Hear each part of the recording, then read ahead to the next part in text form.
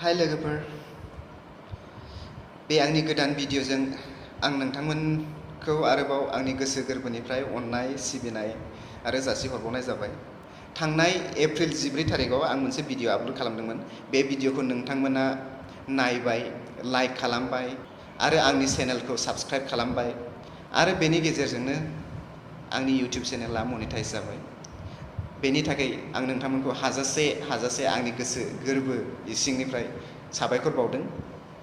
बिदिनो लोगोफोर आंनि भिडिअनि सायाव अननाय होबाय था, लाइक खालाम, नाय आरो सोरबा साबस्क्राइब खालामाखैबा साबस्क्राइब खालाम। नोंथांमोननि अननाय हेफाजाब आं लुबैदों, जाहाथे आंनि चेनेला आरो गोजौनिफ्राय गोजौ आवगायलांबाय थानो हायो। आं बेखौनो नोंथांमोननिसिम दिनैनि भिडिअनि गेजेरजों साबायखर बावनायजों लोगोसे आरोबाव गाहामै हांख्रायबावनाय थाबाय।